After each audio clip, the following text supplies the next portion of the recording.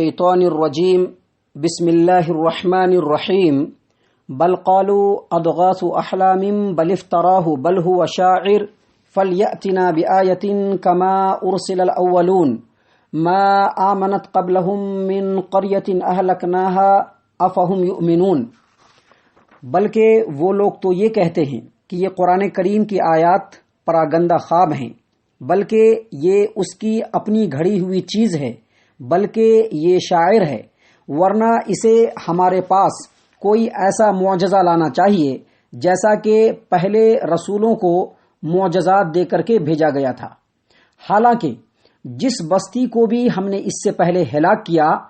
ان کے ہلاک ہونے کی اصل وجہ یہ تھی کہ وہ ایمان نہیں لائے تھے، تو کیا اب یہ ایمان لائیں گے؟ معزز سامعین کرام، قرآن کریم کی آیات کی تلاوت، اس کا ترجمہ اور اس کی تفسیر ترتیب کے ساتھ درس قرآن کی شکل میں آپ کی خدمت میں پیش کیا جا رہا ہے، اور ابھی آپ کے سامنے سورۃ الانبیاء سورہ نمبر 21 آیت نمبر 5 اور 6 پیش کیا گیا، تلاوت کی گئی اور اس کا ترجمہ پیش کیا گیا۔ معزز سامعین کرام، اس سے پہلے کی آیات میں جو درس قرآن کی شکل میں اس سے پہلے کی آیات آپ کے سامنے پیش کی گئی تھی، اس میں یہ بتلایا گیا تھا کہ قریش مکہ کے جو کفار تھے، ان کو قرآن کریم کی دعوت سے شدید اختلاف تھا، اور وہ لوگ قرآن کریم کے اثر انگیزی کو روکنے کے لیے، چونکہ قرآن کریم فصاحت و بلاغت میں یکتا کتاب ہے اور اس کے اندر جو اثر انگیزی ہے وہ ڈائریکٹ انسان کے دلوں پہ کرتی ہے، لہذا اس کی اثر انگیزی سے بچنے کے لیے انہوں نے کئی طریقے اختیار کر رکھے تھے۔ مثال کے طور پر مکہ کے جو کفار تھے، انہوں نے اپنے اوپر یہ پابندی عائد کر رکھی تھی کہ قرآن کریم کے آیات کی تلاوت کو بالکل نہیں سننا ہے، جہاں تک ہو سکے اس کو نہیں سننا ہے، اور انہوں نے یہ بھی پابندی عائد کر رکھی تھی کہ مسلمان اگر قرآن کریم کی تلاوت کریں تو بالکل خاموشی سے کریں، آہستگی سے کریں، بلند آواز سے نہیں کرنا ہے، تاکہ ان کی عورتیں اور ان کے بچے اس سے متاثر نہ ہو سکیں۔ اور ایک طریقہ انہوں نے یہ بھی اختیار کر رکھا تھا کہ جب قرآن کریم کی تلاوت رسول اکرم صلی اللہ علیہ وسلم کریں یا مسلمان کریں تو وہاں پر شور و غل مچانا شروع کر دو۔ معزز سامعین کرام، اصل بات یہ ہے کہ آپ کی مخالفت کی حد تک تو سارے قریشی سردار متفق تھے، لیکن انہیں یہ سمجھ نہیں آ رہی تھی کہ آپ کو کیا کہیں تو کیا کہیں، جادوگر کہیں، آصف زدہ کہیں، کاہن کہیں یا شاعر کہیں، لوگوں کو کیا کہہ کر کے محمد صلی اللہ علیہ وسلم سے باز رکھیں، دور رکھیں۔ لہٰذا اسی غرض سے قریشی سردار ولید بن مغیرہ کے پاس گئے، جو ابو جہل کا چچا تھا، اور حرب بن امیہ کی وفات کے بعد قریش کی سرداری اسی کے ہاتھ آئی تھی۔ سوال یہ سامنے آیا کہ اس نبی کی دعوت کو کس طرح سے غیر مؤثر بنایا جا سکے، تاکہ باہر سے آنے والے جو حاجی ہوتے ہیں ان حاجیوں کو اس شخص کے شر سے کیسے محفوظ رکھ سکیں۔ ولید بن مغیرہ جو تھا وہ بڑا ہی سمجھدار آدمی تھا، اس نے کہا کہ اس سلسلے میں تم لوگ اپنی اپنی تجاویز پیش کرو، تم لوگوں کی کیا رائے ہے، اپنی اپنی رائے پیش کرو۔ ایک شخص نے کہا کہ ہم کہیں گے کہ یہ شخص جو محمد ہے، محمد صلی اللہ علیہ وسلم، یہ کاہن ہے۔ ولید کہنے لگا کہ واللہ یہ شخص کاہن نہیں، اور کوئی کاہن ان کو کہہ بھی نہیں سکتا، کیونکہ اس کے کلام میں نہ تو کاہنوں جیسی گنگناہٹ ہے، نہ قافیہ ہے، اور نہ ہی کوئی تک بندی، تو وہ کاہن کیسے ہو سکتا ہے؟ ایک دوسرے آدمی نے کہا کہ ہم کہیں گے کہ یہ جو محمد ہیں صلی اللہ علیہ وسلم وہ دیوانہ ہے۔ ولید کہنے لگا کہ اللہ کی قسم وہ پاگل بھی نہیں، ہم نے پاگلوں کو بھی دیکھا ہے، اس کے اندر نہ پاگلوں جیسی دم گھٹنے کی کیفیت ہے، نہ الٹی سیدھی حرکتیں کرتا ہے، اور نہ ہی بہکی باتیں جیسا کہ پاگل کرتے ہیں ویسا کرتا ہے، لہذا ان کو پاگل بھی نہیں کہہ سکتے۔ تیسرے نے کہا کہ ٹھیک ہے، ہم ان کو شاعر کہیں گے۔ ولید کہنے لگا کہ شعر والے جو کلام ہوتے ہیں ان کے اندر جو صفات ہوتے ہیں اور جو اس کی قسمیں ہیں، ان میں سے کوئی بھی چیز اس کے کلام میں پایا نہیں جاتا، وہ شاعر نہیں ہو سکتا، کیونکہ شاعر کے شعر کی جو صفات ہوتی ہیں اور شاعر کے شعری جو کلام ہوتا ہے اس کے اندر جو اوصاف ہوتے ہیں اس میں سے کوئی بھی صفت اس کے کلام میں نہیں پائی جاتی، لہذا اس کو شاعر بھی نہیں کہہ سکتے۔ ایک چوتھے آدمی نے کہا کہ ہم کہیں گے کہ یہ محمد جو ہیں صلی اللہ علیہ وسلم یہ جادوگر ہیں۔ ولید نے کہا کہ وہ جادوگر بھی نہیں ہو سکتا، کیونکہ یہ شخص نہ تو جادوگروں کی طرح سے جھاڑ پھونک کرتا ہے اور نہ ہی گرہ لگاتا ہے۔ جب یہ ساری باتیں ختم ہو گئی تب لوگوں نے جھنجلا کر کے کہا کہ تو پھر آپ ہی کوئی ایسی رائے دیجئے جو بالکل محکم ہو، بالکل بے داغ ہو، آپ ہی ایک بے داغ رائے پیش کیجئے۔ تو ولید بن مغیرہ کہنے لگا کہ مجھے ذرا سوچنے کا موقع دو۔ بڑی سوچ بچار کے بعد اس نے اپنی رائے پیش کی کہ تم لوگ یوں کہہ سکتے ہو کہ یہ شخص ایسا کلام پیش کرتا ہے جو اپنے اندر جادو کا سا اثر رکھتا ہے، اور اس کے کلام سے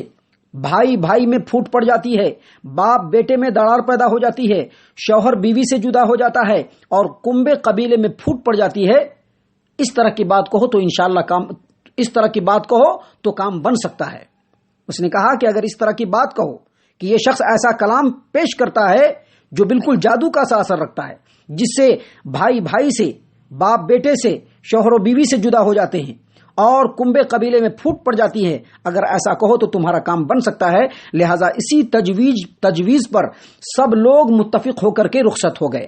اور اس تجویز کے اوپر عمل درآمد ہونے کے لیے، اس کو عملی شکل میں لانے کے لیے قریش نے ایک 11 رکنی کمیٹی تشکیل دی، جس کا سربراہ ابو لہب تھا۔ جہاں کہیں رسول اللہ صلی اللہ علیہ وسلم تبلیغ کے لیے پہنچتے، وہاں پیچھے پیچھے ابو لہب بھی پہنچ جاتا اور کہتا کہ لوگوں، اس شخص کی بات پر کان نہ دھرنا، اس شخص کی بات کو نہ سننا، یہ بے دین ہے اور ایسا کلام پیش کرتا ہے جس سے کنبے قبیلے میں دشمنی پڑ جاتی ہے۔ ان لوگوں کی معاندانہ سرگرمیوں کا نتیجہ یہ نکلا کہ جو وہ چاہتے تھے معاملہ اس کے برعکس نکلا، ان کی خواہش کے بالکل برعکس نتیجہ نکلا۔ اسلام اور پیغمبر اسلام کا نام ان لوگوں کے ذریعے سے عرب کے کونے کونے میں پہنچ گیا، اور لوگوں میں جستجو پیدا ہو گئی کہ آخر ایسے شخص کی بات تو ضرور سننا چاہیے جس کے بارے میں یہ لوگ ایسا ایسا کہہ رہے ہیں۔ اس طرح سے دشمنوں نے وہ کام اتنے کم عرصے میں کر دکھایا جو مسلمان شاید مدت تک نہ کر سکتے تھے، اور کافروں کے ایسی معاندانہ سرگرمیوں میں، دشمنانہ سرگرمیوں میں اللہ تبارک و تعالیٰ نے اسلام کے لیے خیر و بھلائی کا پہلو پیدا کر دیا۔ معزز سامعین کرام، ابو لہب کے علاوہ ایک اور شخص تھا، اس کا نام تھا نضر بن حارث، جس کا طریقہ کار بالکل ابو لہب سے جدا گانا تھا، الگ تھا۔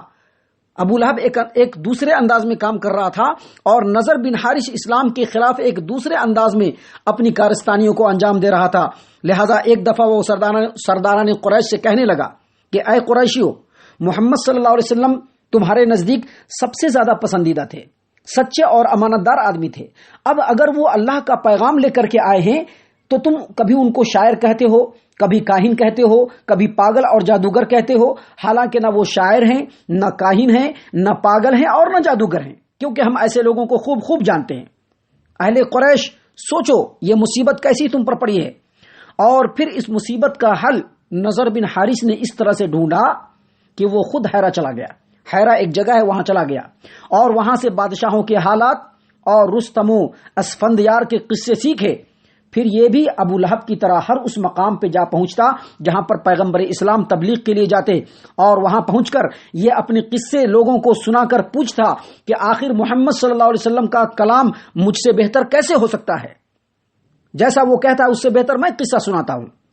لیکن اللہ تبارک و تعالیٰ نے اس کی سرگرمیوں کا بھی وہی اثر کیا کہ جو ابو لہب کی سرگرمیوں سے اسلام اور مسلمانوں کا نام عرب کے کونے کونے میں پہنچ گیا، اسی طرح سے اس کے ذریعے سے بھی اللہ تبارک و تعالیٰ نے اسلام اور مسلمانوں کے اور پیغمبر اسلام کے نام کو عرب کے بالکل چپے چپے میں پہنچا دیا۔ اسی چیز کو اللہ تبارک و تعالیٰ نے یہاں پر بیان کرتے ہوئے کہا کہ جو کفار قریش ہیں اور جو قریشی سردار ہیں، یہ نبی صلی اللہ علیہ وسلم پر جو الزامات لگا رہے ہیں وہ کوئی ایک نہیں، طرح طرح کے الزامات لگا رہے ہیں اور یہ بالکل جھوٹے ہیں۔ اللہ فرماتے ہیں کہ بل قالوا اضغاث احلام، کبھی یہ کہتے ہیں کہ جو قرآنی آیات ہے یہ پراگندہ خواب ہے، کبھی کہتے ہیں بل افتراہ، اس کلام کو اس محمد نے اپنی طرف سے گھڑ لیا ہے صلی اللہ علیہ وسلم، اور کبھی کہتے ہیں کہ یہ شاعر ہے، اور پھر اس کی وجہ یہ بتلاتے ہیں کہ جس طرح سے یہ کلام پیش کر رہا ہے اور اپنے آپ کو رسول کہہ رہا ہے، یہ رسول نہیں ہو سکتا۔ اگر یہ رسول ہوتے تو ان کو ہمارے پاس کوئی ایسا معجزہ لانا چاہیے جیسا کہ پہلے رسولوں کو معجزہ دے کر کے بھیجا گیا تھا۔ بل قالوا اضغاث احلام بل افتراہ بل هو شاعر، فَلْيَأْتِنَا بِآیَةٍ كَمَا أُرْسِلَ الْأَوَّلُونَ، اگر یہ واقعی رسول ہیں تو ہمارے پاس ایسا معجزہ لائیں جس طرح کے معجزے دوسرے نبیوں کو دیے گئے تھے اور معجزہ دے کر کے بھیجا گیا تھا۔ اللہ تبارک و تعالیٰ نے ان کے جواب میں کہا ما آمنت قبلہم من قریۃ اہلکناہا افہم یؤمنون، ما آمنت قبلہم من قریۃ اہلکناہا افہم یؤمنون، حالانکہ جس بستی کو بھی اس سے پہلے ہم نے ہلاک کیا وہ ایمان نہیں لائی تھی، یعنی ان کو معجزہ دیا گیا پھر بھی ایمان نہیں لائے تھے۔ یعنی یہ جو کفار قریش ہیں اور جو قریشی سردار ہیں